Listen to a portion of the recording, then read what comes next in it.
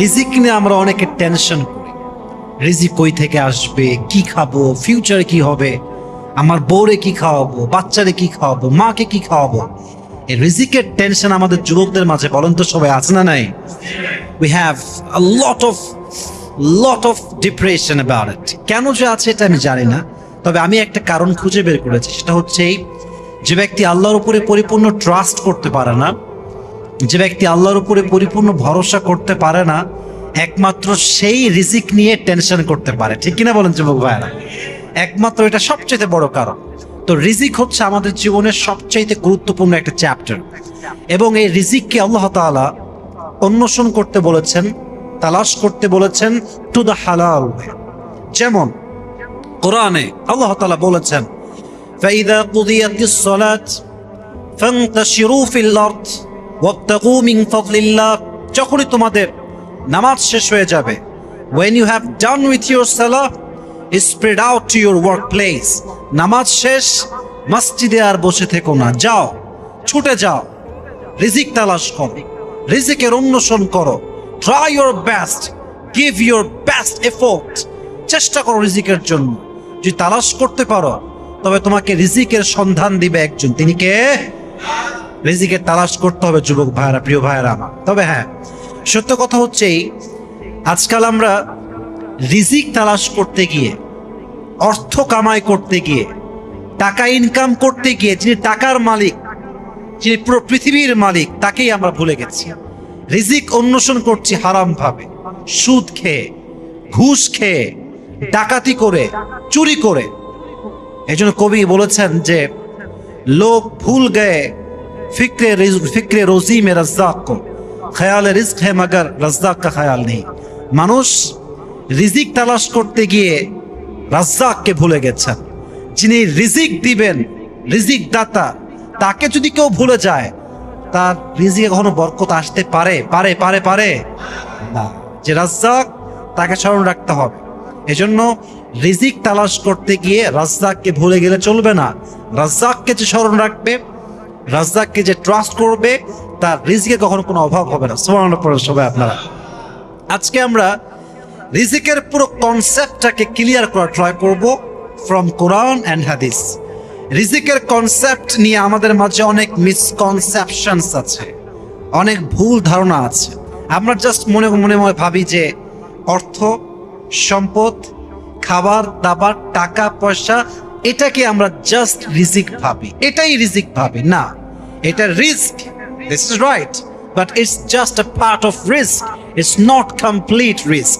এটা পরিপূর্ণ রিজিক নয়, এটা জাস্ট রিজিকের একটা অংশ।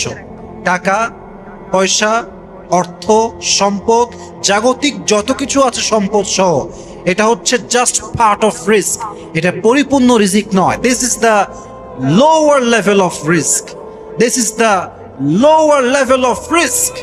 এটা রিজিকের সর্বনিম্ন একটা স্তর। রিজিকের সর্বোচ্চ স্তর হচ্ছে ফিটনেস অ্যান্ড মেন্টাল পিস। আমি রিজিকের ভাগ নিয়ে কথা বলছি যুবক ভাইয়েরা। রিজিকের সবচেয়ে নিম্ন স্তর হচ্ছে অর্থ সম্পদ, টাকা পয়সা, খাবার দাবার। আর রিজিকের সবচেয়ে উচ্চ স্তর, higher level of risk is mental peace and fitness. যদি আপনি শারীরিকভাবে সুস্থ হন, যদি আপনার মানসিক শান্তি থাকে, এটা হচ্ছে পৃথিবীতে সবচেয়ে উচ্চতরের রিস্ক। সুবহানাল্লাহ পড়বেন না আপনারা? হাদিসে আসছে, নবীজি বলেছেন, এই পৃথিবীর সমস্ত মানুষ দুটি নিয়ামত খুব ভোগ করে। নিয়ামতানি মাগবুনুন ফীহিমা কাসীরুম মিনান নাস আস-সিহহাতু ওয়াল ফারাগ। দুটি নিয়ামত, এক সুস্থতা, ওয়েলনেস, নাম্বার 2 আল ফারাগ, ফ্রি টাইম। যখন আমরা সুস্থ থাকি আমরা নিয়ামত বুঝি না। যখন আমরা অসুস্থ হয়ে যাই, ফিজিক্যালি উইক হয়ে যাই, সিক হয়ে যাই, তখন আমরা বুঝি যে সুস্থতা, ওয়েলনেস কত বড় নিয়ামত। ঠিক কিনা বলেন যুবক ভাই আপনারা? দেখেন, আমরা এখন ফ্রি টাইম, অবসরে আছি, মূল্য বুঝি না সময়ের। যখন ব্যস্ততা, কাজ, প্রেশার, চাপ চতুর্পাশে ঘিরে ধরে, তখন আমরা বুঝতে পারি যে অবসর সময়ের মূল্য কত বেশি। ঠিক কিনা বলেন যুবক ভাই আপনারা? আস-সিহহাতু ওয়াল ফারাগ। মানুষ দুটি নিয়ামত ভোগ করে, but they don't have any kind of realization about it. আমরা ফিলই করি না, আমরা অনুধাবন করি না। এক হচ্ছে সুস্থতা, দুই হচ্ছে অবসর সময়। তাহলে হাদিসে আসছে রিজিকের সর্বোচ্চ স্তর হচ্ছে ফিটনেস অ্যান্ড মেন্টাল পিস। যার শারীরিকভাবে সুস্থতা আছে, মানসিক শান্তি আছে, তার চাইতে উঁচু লেভেলের রিজিক আর কেউ পায় নাই। ঠিক কিনা বলেন আপনারা? এটা খুব জরুরি প্রিয় ভাইরা। এই জন্য ফিটনেস ঠিক রাখতে জিম করবেন, জিমে যাবেন, ট্রাই করবেন বডি বানানোর জন্য। কেন করবেন? হাদিসে আসছে আল মুমিনুল আকওয়া আউলা মিনাল মুমিনিল যায়ীফ। A strong believer is more better than weak believer. আল্লাহ তাআলার কাছে দুর্বল মুমিনের চাইতে শক্তিশালী মুমিন হাজার গুণ বেশি উত্তম। সুবহানাল্লাহ পড়বেন না আপনারা? তবে জিমে গিয়ে যে ঘামটা ঝরে, আপনার যে একটা স্ট্রেসে আপনি ভোগেন, কষ্ট হয়, শারীরিক ব্যথা, যদি আপনি নিজেকে শক্তিশালী বানাবার জন্য ট্রাই করেন, এই ব্যথা, এই ঘাম, এই কষ্ট, এটাও আপনার জন্য সওয়াবের কারণ হবে। সুবহানাল্লাহ পড়বেন না আপনারা? So keep trying, keep going and keep trying to make your body amazing. আল্লাহ আমাদেরকে তৌফিক দান করুন। সকলেই পড়না আমিন। এটা হচ্ছে রিজিকের সর্বোচ্চ স্তর, fitness and mental peace. Number 3, রিজিকের সবচেয়ে উত্তম স্তর হচ্ছে pious wife and children. কথাগুলো মনোযোগ দিয়ে শুনবেন, এটা আপনার জীবন অনেক বড় পরিবর্তন আনবে ইনশাআল্লাহ। রিজিকের, সকলে বলেন ইনশাআল্লাহ, রিজিকের সবচেয়ে উত্তম স্তর হচ্ছে দিনদার, নেককার স্ত্রী এবং আদর্শবান সন্তান। আমি আবারও বলছি, আই রিপিট এগেইন, রিজিকের সবচেয়ে উত্তম স্তর হচ্ছে দিনদার, নেককার স্ত্রী এবং আদর্শবান সন্তান, pious wife and children। যার জীবনে আদর্শবান স্ত্রী আছে, উত্তম স্ত্রী আছে, চরিত্রবান স্ত্রী আছে, নেককার স্ত্রী আছে, খোদার কসম, ওয়াল্লাহি, আল্লাহর কসম করে বলতে পারে, তার জীবনে সে কোনো কিছু না পেল, এটা যে সে পেয়েছে, এতেই তার সবচাইতে বেশি শুকরিয়া করা দরকার। ঠিক কিনা বলেন যুবক ভাইরা? তবে হ্যাঁ, অনেকে এত বড় নিয়ামত পেয়েও কদর করতে পারে না। দেখবেন অনেক লোক আছে, অনেক কাজ করে, জব, বিজনেস, বাইরে ঘোরাফেরা, বন্ধুর সঙ্গে আড্ডা, সাইকেলিং, বাইকিং, কার ড্রাইভিং করছে, সব করে, বাট বইয়ের জন্য সময় পায়। বড় আফসোস এইটা। রিজিককে যে মূল্যায়ন করে না, রিজিকের কদর যে করে না, তার রিজিক তার কাছে বেশি দিন থাকে না। এই জন্য আমরা মাঝে মাঝে বলি না যে দাঁত থাকতে দাঁতের কদর করো, ভেঙে পড়ে গেলে কিন্তু কদর করে আর কোনো লাভ হবে না। এবং আমার কাছে মনে হয় যে আপনার তো গ্রেটফুল হওয়া উচিত, আপনার তো শুকরিয়া করা উচিত যে আপনার বউ আপনার কাছে সময় চেয়েছে, জাস্ট সময় চেয়েছে। She is asking just for time and nothing else. আপনার তো খুশি হওয়া দরকার যে আমার বউ আমার কাছে ঢাকার গুলশানে ফ্ল্যাট চায় নাই, BMW চায় নাই, মার্সিডিজ চায় নাই, iPhone 15 Pro Max চায় নাই, আমার বউ আমার কাছে সময় চায়। আর আমি যদি পুরুষ আমার বউকে সে সময়টা না দিতে পারি, কিয়ামতের দিন আমি জবাব দিব কি আল্লাহর কাছে? এই জন্য প্রিয় ভাইয়েরা, রিজিকের মূল্যায়ন করতে হবে। রিজিকের মূল্যায়ন যে করে না, তার রিজিক বেশি দিন টিকসই হয় না। ঠিক কিনা বলেন যুবক ভাইয়েরা? টিকসই করতে চাইলে আমরা রিজিকের মূল্যায়ন করবো। রাজি আছেন তো ইনশাআল্লাহ? তো রিজিকের সবচেয়ে উত্তম স্তর হচ্ছে pious wife and children, এবং এটাকে পাওয়ার জন্য সবাই দোয়া পাঠ করবেন। আমি শিখাই দিচ্ছি, সবাইকে শিখাচ্ছি, সবাই পড়বেন, সকলেই পড়েন। রব্বানা, জোরে বলেন আবার, রব্বানা হাব লানা মিন আজওয়াজিনা ওয়া যুররিয়াতিনা কুররাতা আয়ুন। মাশাআল্লাহ, এই দোয়াটা যে বেশি বেশি পাঠ করে, আল্লাহ তাকে নেককার সন্তান এবং দিনদার স্ত্রী দান করে। সুবহানাল্লাহ পড়বেন না তো সবাই? তাহলে রিজিকের সবচেয়ে উত্তম স্তর হচ্ছে pious wife and children, উত্তম জীবন সঙ্গিনী এবং আদর্শবান সন্তান আমাদের সবাইকে দান করুন। পড়া আমিন। এবার আসুন, রিজিকের সবচেয়ে প্রশস্ত স্তর কি? মা রুজিকা আবদুন খায়রান লাহু ওয়ালা আওসা মিনাস সাবর। হাদিসে আসছে, নবীজি বলছেন, যে বান্দা ধৈর্যশীল, যে বান্দাকে আল্লাহ সবর দিয়েছেন, তাকে আল্লাহ তাআলা রিজিকের সবচেয়ে প্রশস্ত স্তর দান করেছে। বলেন সুবহানাল্লাহ। যদি আপনার কাছে সবর থাকে, ধৈর্য থাকে, in every kind of circumstance, if you are patient, then Allah subhanahu wa ta'ala has given you a wide rizq. যদি আল্লাহ আপনাকে ধৈর্যশীল বানায়, আপনি বুঝবেন যে আল্লাহ তাআলা আপনাকে রিজিকের সর্বোচ্চ প্রশস্ত স্তরে পৌঁছে দিয়েছে। সুবহানাল্লাহ পড়বেন না আপনারা সবাই? হাদিসে আসছে রিজিকের সবচেয়ে প্রশস্ত স্তর হচ্ছে সবর, ধৈর্য। ধৈর্য মানে কি? Patience. It includes aspects of being self-disciplined, remaining spiritually steadfast, and especially showing fortitude when faced with adversity or setbacks. সবর মানে হচ্ছে নিজেকে দৃঢ় রাখা, আধ্যাত্মিকভাবে অবিচল থাকা, মানসিকভাবে শক্তিশালী হওয়া। আরে যা হয়ে যাক আমার জীবনে, যত কষ্টই হোক, যত দুঃখ হোক, যত প্যারাই হোক না কেন, আমি বলবো যদি আল্লাহ আমাকে দিয়ে খুশি হয়, আমি বান্দা হিসেবে এটা পেয়ে খুশি। ঠিক কিনা বলেন যুবক ভাইরা? This is called sabr. And sabr is about tightening your bond and relationship with Allah subhanahu wa ta'ala when you feel so pain, when you are struggling a lot, when you are facing so many problems in your life. নিজের জীবনের সবচেয়ে কষ্টের মুহূর্তে রবকে স্মরণ করা, রবের সঙ্গে সম্পর্ক শক্ত করা, এটাই হচ্ছে ধৈর্য। সুবহানাল্লাহ পড়বেন না আপনারা সবাই? So please be patient. Ya ayyuhalladhina amanu ista'inu bis-sabri was-salah. O you who believed, seek the help of Allah subhanahu wa ta'ala with two things. Number one, patience, and number two is salah. যে ব্যক্তি ধৈর্য এবং নামাজ দুটোকে একসঙ্গে করে আল্লাহর সাহায্য চায়, আল্লাহ তাকে গায়েবী ভাবে সাহায্য করে। সুবহানাল্লাহ। কোথায় আপনাদের? ধৈর্য এবং নামাজ বড় দামি জিনিস, অতএব ধৈর্যশীল হবেন। ইয়া আইয়ুহাল্লাযীনা আমানুসবিরু ওয়া সাবিরু ওয়া রাবিতু। You who believed, be patient and raise in patience and be steadfast. Wattaqullah and fear your Lord la'allakum tuflihun, in order that you will be the victorious person in this world and the next. আল্লাহ বলছেন ধৈর্যশীল হও, ধৈর্যের সঙ্গে প্রতিযোগিতা করো এবং ধৈর্য অবিচল হয়ে যাও। আল্লাহকে ভয় করো। আমি আল্লাহ তোমাকে ওয়াদা করলাম তোমার সফলতা আমি আল্লাহ নিজেই তোমাকে দান করব। সুবহানাল্লাহ পড়েন সবাই। এজন্য আমাদের সবাইকে আল্লাহ তাআলা যেন রিজিকের মাঝে সবচেয়ে প্রশস্ত স্তর যে সবর, এই সবরের গুণ আমাদের সবাইকে দান করুন। সকলেই পড়া আমিন। রিজিকের সবচেয়ে কল্যাণকর স্তর কি? কোরআন বলছে রিজিকের সবচেয়ে কল্যাণকর স্তর হচ্ছে প্রজ্ঞা, হিকমা। প্রজ্ঞা কাকে বলা হয় একটু ভালো করে বুঝবেন। জ্ঞান এবং কমন সেন্স, আকল এবং কমন সেন্স।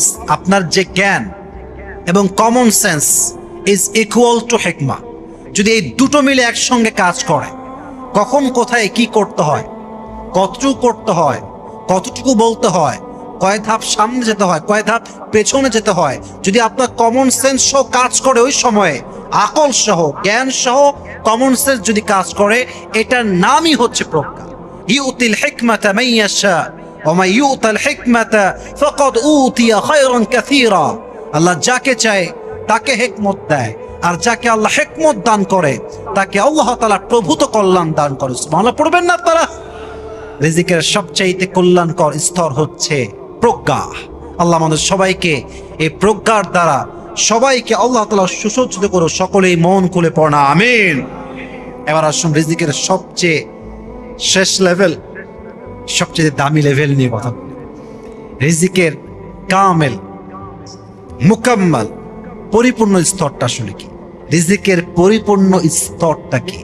হাদিসে আসছে রিজিকের পরিপূর্ণ স্তর হচ্ছে রিদাল্লাহ, আল্লাহ তাআলার সন্তুষ্টি।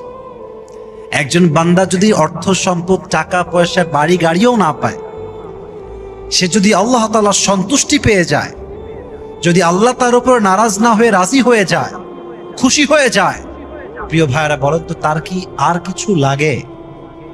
বলেন এখন আর কিছু লাগে? মনে করেন যে আমি জান্নাতের মালিককে চাই। যদি জান্নাতের মালিক আমার হয়ে যায়, জান্নাত তো আমার এমনিই হয়ে যাবে। ঠিক কিনা বলেন যুবক ভাইরা? যে ব্যক্তি আল্লাহর সন্তুষ্টি পেয়েছে সে রিজিকের পরিপূর্ণ স্তরে পৌঁছে গিয়েছে। আর আল্লাহর সন্তুষ্টি বোঝা যায় কখন? যখন এই রুহটা বের হয়ে যায় তখন। হাদিসে আসছে, কোরআনেও আসছে, ইয়া আইয়াতুহান নাফসুল মুতমাইন্না ইরজিই ইলা রাব্বিকি রাদিয়াতাম মারদিয়া ফাদখুলি ফি ইবাদি ওয়াদখুলি জান্নাতি। আর হাদিসে আসছে ইয়া আইয়াতুহান নাফসুল মুতমাইন্না উখরুজি ইলা মাগফিরাতিল্লাহি ওয়া রিজওয়ানি। যে বান্দার উপরে আল্লাহ তাআলা সন্তুষ্ট, যে বান্দা রিজিকের পরিপূর্ণ স্তরে পৌঁছে গিয়েছে, তার সামনে যখন মালাকুল মউত আসবে, ডাক দিয়ে বলবে, হে মুমিন বান্দা, হে প্রশান্ত আত্মা, বের হয়ে আসো ইলা মাগফিরাতিল্লাহি ওয়া রিজওয়ানি, আল্লাহর দয়া এবং সন্তুষ্টির দিকে।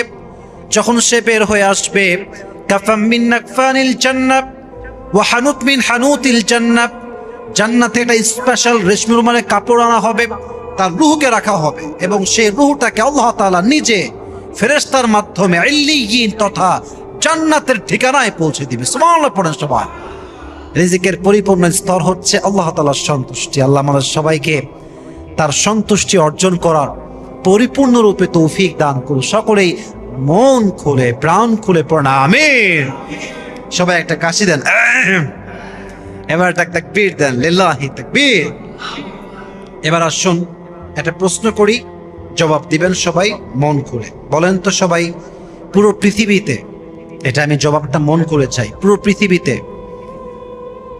মানবকে অর্থাৎ মানব জাতিকে, জিন জাতিকে, পশু প্রাণী জীব জন্তু যা আছে, all the creation in the world, যত সৃষ্টি আছে সমস্ত সৃষ্টিকুলকে রিজিক দেয় একজন, তিনি কে? আবার বলেন, তিনি কে? ওয়ামা মিন দাব্বাতিন ফিল আরদি ইল্লা আলাল্লাহি রিজকুহা ওয়া ইয়ালামু মুস্তাকাররাহা ওয়া মুস্তাওদাহা।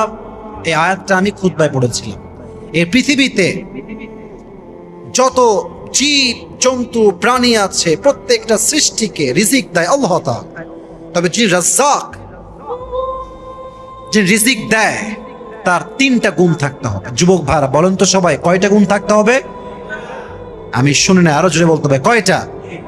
তিনটা। নাম্বার ওয়ান, যিনি রাজ্জাক হবেন তার প্রথম গুণ হবে তিনি কখনো ভুলে যাবেন না, নেভার ফরগেটফুল। মনে করেন আমরা আছি ঢাকাতে, রাজধানীতে, আচ্ছা, যারা দিনাজপুরে আছে বা সুন্দরবনে আছে, জঙ্গলের পাশে বসবাস করে, তাদের যে রিজিক লাগবে এটা যদি আল্লাহ ভুলে যান তাহলে তারা কি আর বাঁচতে পারবে? পারবে পারবে পারবে না। আচ্ছা, আল্লাহ তাআলা সুন্দরবনে সবাইকে রিজিক দিলেন, যা লাগে তাই দিলেন, বাট আফ্রিকার জঙ্গলে যারা থাকে বা যারা সাউথ আফ্রিকাতে থাকে, তাদের যে রিজিক লাগবে যদি আল্লাহ এটা ভুলে যায়, তারা কি আর বাঁচতে পারবে? বাঁচতে পারবে? নেভার ফরগেট, তিনি কখনো ভুলেন না, তিনি কখনো ভুলে যান না, তার ভুলা যাবে না। তিনি ভুললেই তো সমস্যা, ঠিক কিনা বলেন যুবক ভাইরা আপনারা? তাহলে এক নাম্বার, তিনি কখনো ভুলতে পারবেন না। Number two, there is no deficiency, তার যেই রিজিকের ভান্ডার আছে সেখানে কোনো কমতি থাকবে না, অভাব থাকবে না। আচ্ছা বলেন তো, পুরো পৃথিবীর সবাইকে যদি আল্লাহ সবকিছু দিয়ে দেয়, আল্লাহর রিজিকের যেই খাজানা আছে, যে ভান্ডার আছে, অর্থ সম্পদের যেই ভান্ডার, মুসলমান মুমিন সে জবাব দিবেন, এক চুল পরিমাণ কি কমবে আল্লাহ? বলেন বলেন বলেন, এক চুল পরিমাণ কমবে না। There is no deficiency who continuously provides the sustenance to his creation, যিনি ধারাবাহিকভাবে প্রতিনিয়ত তার বান্দার যা লাগে তাই দেন, তিনি বলেন তো একজন, তিনি কে? لو أن أولكم وآخركم وإنسكم وجنكم قاموا على صعيد واحد, হাদিসে কুদসি আল্লাহ তাআলা বলছেন, যদি দুনিয়ার সমস্ত জিন, সমস্ত মানুষ, সমস্ত প্রাণী এক প্রান্তে দাঁড়িয়ে যায়, আল্লাহকে বলে, আল্লাহ আমার এইটা লাগবে, ওইটা লাগবে, এইটা দাও, ওইটা দাও, সেইটা দাও, ওইটা দাও, চাইতেই থাকে, আমি আল্লাহ যদি সবাইকে সবার চাওয়া দিয়েও দেই, আমি আল্লাহর ধনভাণ্ডার থেকে 1 ইঞ্চি পরিমাণ এক মুহূর্তের জন্য কমবে না। সুবহানাল্লাহ পড়েন সবাই। তার ভাণ্ডারে কোনো কমতি নাই, কোনো অভাব নাই, কোনো ডেফিসিয়েন্সি নাই। এজন্য সব ক্ষমতার মালিক একজন, আওয়াজ দিয়ে বলেন তো তিনি কে? There is no deficiency in his risk, তার রিজিকে কোনো অভাব হয় না, তিনি দিতে গিয়ে কখনো ক্লান্ত হন না। তিনি আমাদের রব, তিনি হচ্ছেন আমাদের আল্লাহ। বলেন সবাই আল্লাহ, একটু মন খুলে বলেন সবাই আল্লাহ। এক নাম্বার গুণ ছিল ভুলবেন না, 2 নাম্বার গুণ কোনো অভাব থাকবে না, 3 নাম্বার গুণ he has to be compassionate, তাকে দয়াবান হতে হবে, দয়াময় হতে হবে, কাইন্ডফুল হতে হবে, তাকে অবশ্যই the most merciful, the most gracious হতে হবে। কারণ দেখেন আল্লাহ তাআলা কত দয়াময়, কত কাফের দুনিয়াতে আছে, মুশরিক, জালেম, বেঈমান, মানুষের হক নষ্ট করে, আল্লাহর সঙ্গে শিরিক করে। আচ্ছা বলেন তো, এদেরকেও রিজিক দেয় একজন, তিনি কে? এরা তো কাফের, রিজিক পাচ্ছে কেন? কারণ আল্লাহ তাআলা দয়াময়, মায়াময়, তিনি বড্ড দয়াশীল। আর রহমান, আর রহিম, he is the most merciful, the most gracious, the most kindful lord. তার মতো দয়াময়, মায়াময় প্রভু আর কেউ কি হতে পারে? পারে পারে পারে পারে আর কেউ হতে পারে না। তিনি কখনো কাউকে তার ঈমান নাই এই দেখে রিজিক বন্ধ করে দেন না। His disobedience affects the risk but never stop the risk. বান্দা, আল্লাহর যে বান্দা, তার অবাধ্যতা তার রিজিকে একটা প্রভাব ফেলে, রিজিকে বরকত কমে যায়, but never stop the risk, তার রিজিক কখনো বন্ধ হয়ে যায় না। আপনি বেঈমান হলে, কাফের হলে, অন্যায়কারী হলে রিজিকে বরকত কমে যাবে, বাট রিজিক কখনো বন্ধ হবে না, কারণ তিনি দয়াময়, তিনি কখনো কারো রিজিক বন্ধ করে দেন না। আল্লাহ আমাদের সবাইকে কথাটা বোঝার তৌফিক দান করুন, সকলেই পড়া আমিন। তার 3টা গুণ: 1, তার ভুলা যাবে না; 2, তার কোনো অভাব থাকা যাবে না; 3, তিনি কখনো কাউকে বেঈমান দেখে, মুশরিক দেখে রিজিক বন্ধ করবে না, তিনি হবেন দয়াময়। বলেন তো এই 3টা গুণ এক সত্তারই আছে, তিনি কে? আল্লাহ। এবার আসুন আরেকটা বিষয় বলি, এটা আমি শুরুতেও বলেছি বাট আবার রিপিট করছি, just to make you understand, just to make you realise, বোঝাবার স্বার্থে, অনুধাবন করাবার জন্য। সেটা হচ্ছে রিজিক ইজ ফিক্সড, এটা আগাগোড়াই লেখা। কবে থেকে লেখা? হাদিসে আসছে, ইন্না আহাদাকুম ইউজমাউ খালকুহু ফি বাতনি উম্মিহি 40 ইয়াওমান নুতফা থুম্মা ইয়াকুনু আলাকাতান মিথলা যালিক থুম্মা ইয়াকুনু মুযগাতান মিথলা যালিক। যখন আমরা মায়ের পেটে ছোট্ট একটা নাপাক পানি ছিলাম, আমরা একটা just a very little flesh, ছোট্ট একটা গোস্তের টুকরা ছিলাম, এটার উপরে আল্লাহ তাআলা হাড্ডি দিয়েছেন, অবয়ব দিয়েছেন। আমাদেরকে মায়ের পেটে থাকা অবস্থায় আল্লাহ তাআলা ফায়ুরসালু ইলাইহিল মালাক, ভালো করে বুঝবেন ধাপটা, স্টেজটা ভালো করে বুঝবেন। আল্লাহ ফেরেশতা পাঠিয়েছেন, ফায়ানফুখু ফীহি আর-রূহ, the angel breathes the spirit into him, আমাদের দেহে রূহের ফুৎকার দিয়েছে।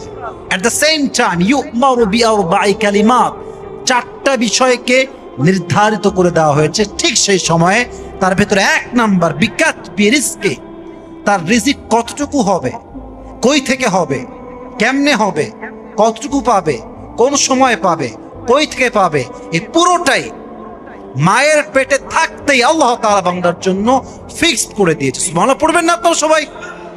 ফিক্সড, এটা ফিক্সড। এখন আপনি এটা কেমনে পাবেন, এটা আপনার উপর ডিপেন্ড করে। মনে করেন, আমি আগেও বলেছিলাম যে মনে করেন যে আপনার রিজিক হচ্ছে পুরো জীবনে 3 কোটি টাকা। বলেন সবাই, কয় কোটি টাকা? এটা জাস্ট ফর অ্যান এক্সাম্পল, 3 কোটি টাকা, যা আপনি পুরো এন্টায়ার লাইফে 3 কোটি পাবেন। এখন এটা আপনি কেমনে পাবেন? It depends on your personality, এটা আপনার ব্যক্তিত্বের উপর ডিপেন্ড করে। যদি আপনি চান ঘুষ দিয়ে ইনকাম করতে পারেন, যদি আপনি চান হালালভাবে ইনকাম করতে পারেন, যদি আপনি চান ডাকাতি করে করতে পারেন, অথবা যদি আপনি চান আপনি ব্যবসা করে করতে পারেন, বাট আপনি কামাই করবেন, আসবে 3 কোটি, বাট আপনি কেমনে নেবেন এটা আপনার ডিসিশন। আপনি কি হালাল নেবেন না হারাম, এটা আপনার ডিসিশন। এটা আল্লাহ আপনাকে দিয়েছে সেই শক্তি। ফাআলহামাহা ফুজুরাহা ওয়া তাকওয়াহা। আচ্ছা, আমি যে জামাটা পরে আছি ব্ল্যাক, এটা আমরা দেখতে পাচ্ছি না যুবক ভাইরা? বলেন বলেন, দেখতে পাচ্ছি। আবার যদি আমি বলি যে আমার কোটির কালার কি, দেখেন কিছু সাদা দাগ আছে, দেখতে পাচ্ছি। আল্লাহ তাআলা বান্দাকে বুঝেছেন এটা হালাল, এটা হারাম, এটা রং, এটা রাইট। বান্দার এই জ্ঞানটা আছে। কারণ বান্দা কি বামে যাবে না ডানে যাবে, এটা আল্লাহ ইখতিয়ার দিয়েছে। যে ডানে যাবে সে হবে ডানপন্থী, আর যে হবে ডানপন্থী সে হবে আসহাবুল জান্নাহ, জান্নাতি বান্দা। আর যে হবে বামপন্থী সে হবে জাহান্নামী বান্দা।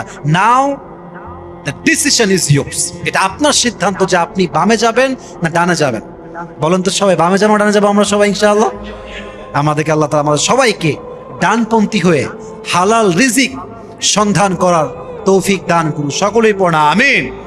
আর একটা বিষয়, রিজিক যে ফিক্সড, এটা যে আপনার কাছে আসবে এটা জাস্ট বোঝাবার স্বার্থে বলছি। আমি আগেও বলেছিলাম একটা এক্সাম্পল, যে ফলগুলো আমরা খাই, একটা ফল মনে করেন আমাদের ঢাকাতে যে ফলটা আমরা গুলশান থেকে কিনবো, একটা শপ স্টোর থেকে আমরা কিনবো, এই ফলটা কিন্তু ঢাকার নয়, এটা আসছে হয়তো বা চাপাই থেকে।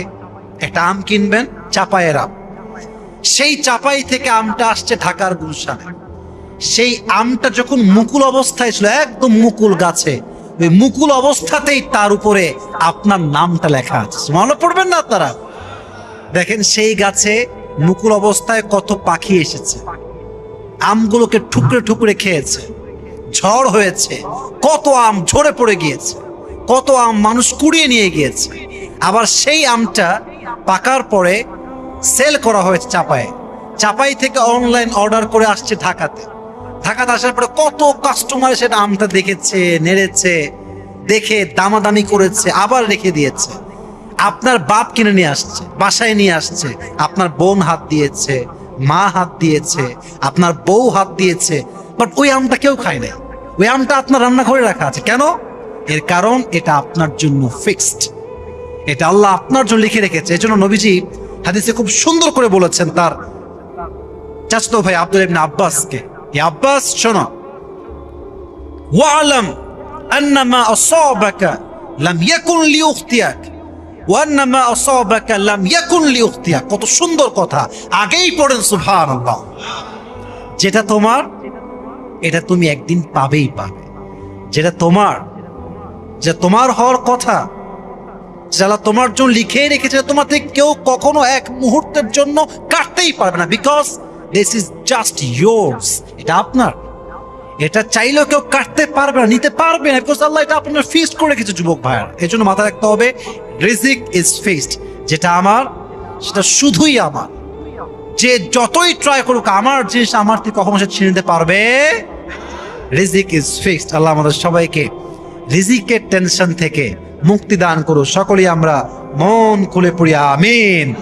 লা তামুতু নাফসুন হাত্তা তাস্তাওফিয়া রিজকাহা আও তাস্তাকমিলা রিজকাহা। যার রিজিক যা আছে, এদিকে বোঝেন, যার রিজিক যা আছে এটা না খাইয়া সে মরবে না। ও মরবে খাওয়ার পরে। আমটা রিজিকে লেখা আছে খেয়েই মরবেন, না খাওয়ার আগে আপনি মরবেন। হাদিসের কথা, আমার কথা নয়। এই জন্য রিজিক নিয়ে কোনো টেনশন না, যা হবে হবে। I have to give my best effort. আমি ট্রাই করব, আমি খুঁজবো, আমি কাজ করব, আমার রিজিক আমাকে দিবে একজন। তিনি কে? আল্লাহ তাআলা আমাদের সবাইকে রিজিকে বরকত দান করুন। সকলেই পড়া আমিন। আচ্ছা, প্রশ্ন করি সবাইকে, শেষ কথা, শেষ চ্যাপ্টার, রিজিকে বরকত আমরা সবাই চাই কি চাই না? আমরা কি চাই যে আমাদের জীবনটা রিজিকের বরকত দ্বারা ভরপুর হয়ে যাক? আমরা কি চাই কি চাই না?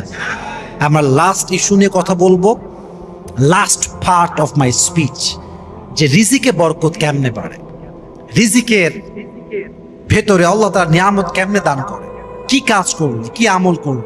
আপনারা শুনবেন তো ইনশাআল্লাহ? সবাই একটা তাকবীর দেন, লিল্লাহি তাকবীর।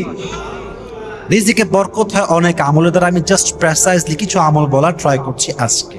এক, রিজিকে আমলে, রিজিকের বরকত আসবে প্রথম যে আমলের দ্বারা, এটা হচ্ছে তাকওয়াল্লাহ, আল্লাহর ভয়। তাকওয়া মানে কি? No one can see but Allah can see. তাকওয়া মানে কি? No one can observe but Allah can observe. তাকওয়া মানে কি? No one is watching me but Allah সুবহানাহু ওয়া তাআলা ইজ ওয়াচিং মি। কেউ আমাকে দেখে না, কেউ আমাকে শোনে না। আমি যখন গোপনে গেট লাগাই দিয়ে পর্নোগ্রাফি দেখি, বাজে ভিডিও দেখি, অশ্লীল কাজ করি, অ্যাট দ্য সেম টাইম কেউ আমাকে পর্যবেক্ষণ না করলেও আমাকে দেখছে একজন আরশে আজিম থেকে। তিনি কে? আল্লাহর ভয় আপনার রিজিকে বরকত নিয়ে আসবে। দলিল কি? কোরআনে আল্লাহ তাআলা বলছেন, ওয়া মান ইয়াত্তাকিল্লাহ ইয়াজআল লাহু মাখরাজা যে ব্যক্তি আল্লাহকে ভয় করবে, যে ব্যক্তি আল্লাহর স্মরণ করবে, ইয়াজআল্লাহু মাখরাজা, সে কখনো আটকাবে না। যখন সে প্রবলেম ফেস করবে, দেখেন কত সুন্দর কথা, ইয়াজআল্লাহু মাখরাজা, সে প্রবলেমের সলিউশন, সে প্রবলেম থেকে বের হওয়ার দরজা আল্লাহ নিজেই তার জন্য খুলে দিবে। সুবহানাল্লাহ। কোথায় আপনাদের? এক নাম্বার। দুই, ওয়ারযুকুহু মিন হাইথু লা ইয়াহতাসিব, যে আল্লাহকে ভয় করবে তাকে আল্লাহ রিজিক এমন জায়গার থেকে দিবে, সে এমন জায়গার থেকে রিজিক পাবে সে কল্পনাই করবে না। এমন জায়গার থেকে আল্লাহ রিজিক তাকে দিবে, সে কল্পনা করে পাবে না যে আমি কেমনে রিজিকটা পাইলাম। সুবহানাল্লাহ পড়বেন না আপনারা সবাই? ওয়ারযুকুহু মিন হাইথু লা ইয়াহতাসিব, he will not able to imagine that, সে কল্পনাই করতে পারবে না। আল্লাহ আমাদের সবাইকে তার ভয়টা অন্তরে গাঁথার তৌফিক দান করুন। সকলে পড়া আমিন।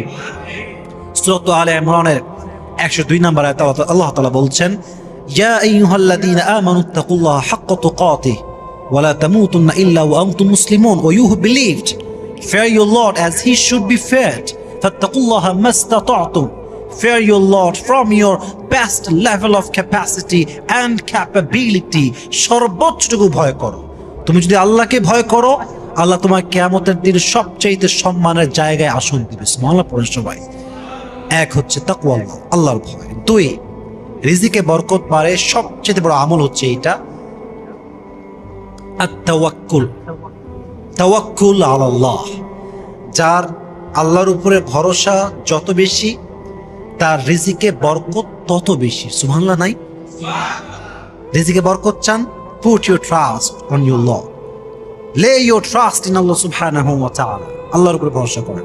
আমি জাস্ট কিছু এক্সাম্পল দিই। দেখেন, তাওয়াক্কুল মানে কি আগে বুঝতে হবে।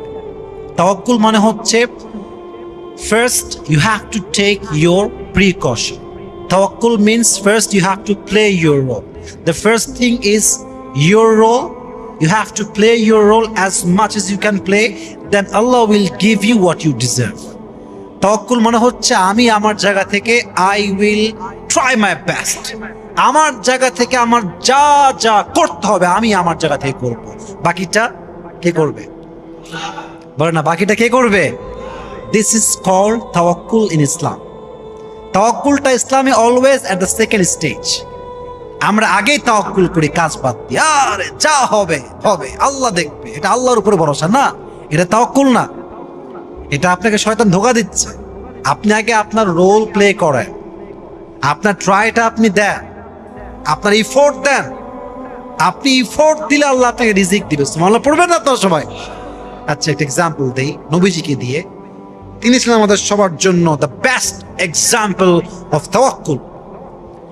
নবীজি যখন হিজরত করেছিলেন মক্কা থেকে মদিনাতে, ছোট্ট একটা হাদিস আমি জাস্ট প্রেসাইজলি বলা ট্রাই করছি। নবীজি হিজরতের সময় আবু বকরের ঘরে আসলেন, বলে, আবু বকর, উদিন আলী বিল খুরুজ, আমাকে হিজরতের জন্য অনুমতি দেওয়া হয়েছে, আমাকে বের হওয়া লাগবে। আবু বকর বলেন, নবীজি আমাকেও যাওয়া লাগবে, আমি কি যাবো আপনার সাথে? নবীজি বলেন, ইয়েস, তুমিও আমার সাথে এই হিজরতে শামিল হবে। দেখেন, তাওয়াক্কুল কাকে বলে? তাওয়াক্কুলটা আমরা প্লে করব কেমনে? তাওয়াক্কুলটা আমরা বুঝবো কেমনে? এই হাদিস থেকে আপনি স্পষ্ট বুঝবেন। সেই দিন নবীজি বের হয়েছেন কখন? দুপুরবেলা। দুপুরবেলা খরা রোদ, যখন আরবের লোকরা কাইলুলা করে, আরাম করে, রেস্ট করে, বাহিরে খুব বেশি একটা বের হয় না। বের হয়েছে সকালে না দুপুরে? বলেন, রাতে না দুপুরে?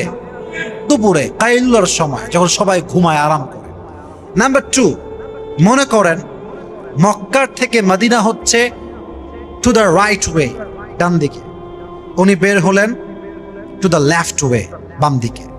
কারণ এই রাস্তা সবাই চেনে, এই রাস্তা সবাই চেনে না। নাম্বার 3, উনি অলওয়েজ বাহিরে বের হতেন উইথাউট মাস্ক, কোনো রকম মানে কাপড় নাই, মাস্ক নাই, একদম জাস্ট নর্মালি, কোন রকম মাস্ক ইউজ করতেন না, রুমাল দিতেন না। সেই দিন তিনি মাস্ক ইউজ করলেন, অর্থাৎ রুমাল দিয়ে এই পুরো সাইডটা, পুরো মুখটা ঢাকলেন যেন তাকে কেউ চিনতে না পারে। তাহলে 1 নাম্বার দুপুরে বের হলেন, 2 নাম্বার অচেনা পথ দিয়ে বের হলেন, 3 নাম্বার মুখ ঢেকে বের হলেন। দিস ইজ কল্ড তাওয়াক্কুল। এখনো শেষ হয় না, আমাকে আরো বলতে হবে। আবু বকর কি করলেন? তিনি একজন গাইড ভাড়া করলেন, যে গাইড তাদেরকে এক অচেনা রাস্তা, যেখান দিয়ে কেউ যায় না, চেনেই না রাস্তা, একজন লোক ভাড়া করলেন, যে লোকটা তাদেরকে নিয়ে যাবে এক অচেনা আননোন রোড দিয়ে। এক নাম্বার। দুই, আচ্ছা ওনারা তো চলে যাচ্ছেন মাইগ্রেন্ট করে, হিজরত করে, আমরা যদি এখান থেকে আজকে চলে যাই, আশেপাশের লোক আমাদের এখানে কথা বলবে না? বলেন না, বলবে কি বলবে না? তো উনি এই খবরটা নেওয়ার জন্য তার সন্তান আব্দুল্লাহকে বললেন যে বাবা শোনো, মক্কার লোক কি বলে আমাদেরকে নিয়ে, কি তথ্য দিচ্ছে আমাদেরকে নিয়ে, চায়ের দোকানে, মোড়ে, বাজারে কি কথা হচ্ছে, তুমি শুনবা আর আমাদেরকে ইনফর্মটা পাস করবা। সুবহানাল্লাহ পড়বেন না তো সবাই? এবার দেখেন, এখনো শেষ হয় নাই।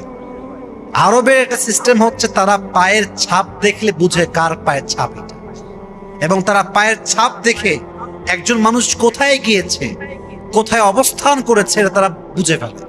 তো তিনি এই পায়ের ছাপকে মোছার জন্য, ক্লিন করার জন্য আমের ইবনে ফুহায়রা তাকে বললেন, এই আমের ইবনে ফুহায়রা শোনো, আমার সন্তান যখন রাস্তা দিয়ে আসবে আমাকে ইনফর্ম দেওয়ার জন্য, ঠিক সেই রাস্তাতে বালুর মরুভূমিতে যেখানে আমার সন্তান হেঁটে আসবে, ঠিক ওই জায়গায় তুমি ছাগল নিয়ে এসে ছড়াবা।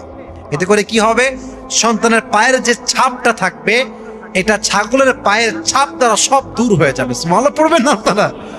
দেখেছেন, এক আননোন রোড দিয়ে গেলেন, গাইড ভাড়া করলেন। দুই, সন্তানকে ইনফর্ম দেওয়ার জন্য ভাড়া করলেন, যে বাবা তুমি আমাকে ভাড়া না, বললেন তুমি আমাকে ইনফর্ম দিয়ে যাবা, ইনফর্ম করে যাবা, ইনফরমেশন দিবা আমাকে তুমি। নাম্বার থ্রি, সন্তানের পায়ের ছাপ যেন পড়ে না যায়, উনি তাও লোককে ঠিক করলেন যে তোমরা ছাগল চড়াবো। এবার যখন তারা যাচ্ছে হিজরত করে, আবু বকর খুবই অস্থির, কাঁপতেছে, একবার ডান বাম, অস্থির অস্থির অস্থির অবস্থা। বাট নবীজি খুব শান্ত। কারণ কি, নবীজির যতটুকু প্রিকশন, সাবধানতা, ট্রাই, এফোর্ট সব দিয়েছেন। Now he is putting his trust on Allah সুবহানাহু ওয়া তাআলা। এখন তার পুরো ভরসা আল্লাহর উপরে, যে আল্লাহ যা করবে এটা আল্লাহর ফয়সালা, বাট আমার যা করার দরকার ছিল আমি সবটুকু করে এখান থেকে বিদায় নিয়েছি। সুবহানাল্লাহ পড়বেন না আপনারা? এটাই হচ্ছে আল্লাহর উপরে ভরসা। আমরা হলে কি করতাম? আমি আল্লাহর নবী, কিসের আবু জাহেল, কিসের উদ্বার সাহেব, আমি সবার সামনে দিয়ে ঢ্যাং ঢ্যাং করে যাব, দেখি কে আমার টাকায়।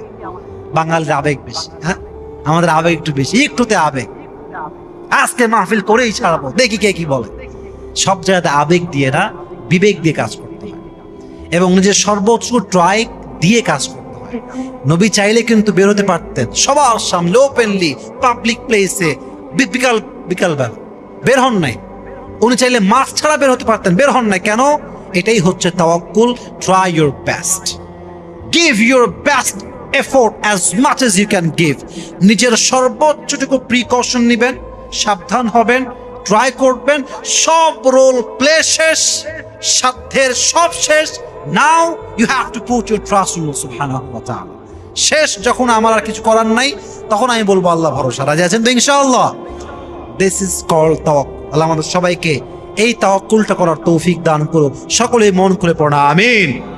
3 নাম্বার আমল হচ্ছে রিজিকে বরকত বাড়ে কি হবে? 3 নাম্বার আমলটা হচ্ছে বেশি বেশি শুকরিয়া আদায় করা। দেখেন, জীবনে সুখী হওয়ার সবচাইতে বড় মাধ্যম হচ্ছে অল্পে খুশি হওয়া।